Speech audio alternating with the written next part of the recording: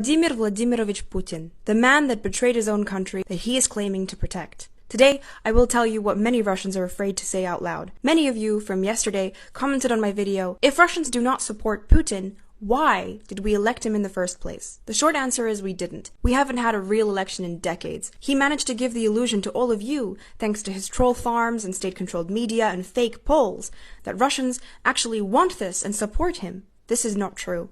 I am 25 years old. There has never been a time in my life when Putin wasn't in power. Think about that. My entire life, if I turn on Russian TV, it's Putin. Ask yourself, do you think he'd still be in power if he didn't suit all foreign leaders' interests? No, of course not.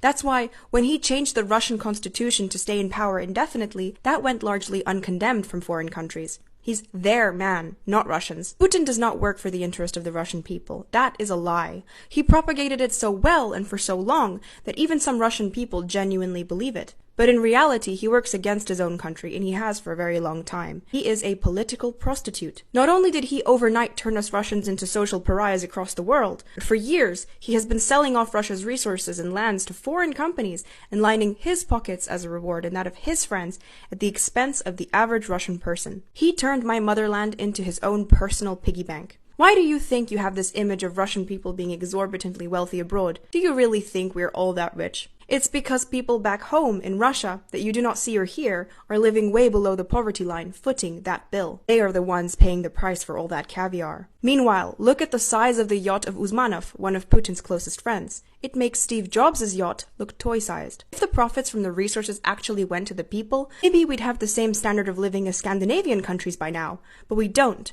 Our country is so poor. We have overflowing orphanages because mothers cannot afford to take care of their children. We have epidemics of alcoholism, and Russians are even too poor to afford heroin and settle for crocodile, the world's deadliest drug, instead. That is, by the way, known as the zombie drug because it literally eats your flesh. Was he protecting his people when he decriminalized domestic violence against women? When he poisoned and jailed his opposition, Alexei Navalny? Which, by the way, just to show you how it's foreign companies working with Putin, did you know that charges brought against Navalny were not about politics? It was actually, get this, from Yves Rocher, yes, the French makeup company. They said Navalny embezzled money from them, obviously at Putin's request. Take note, a French company, not a Russian company. And then when people protested loudly, he cracked down on those protesters. He poisoned journalists. He gunned down and assassinated his opposition in the Red Square in broad daylight.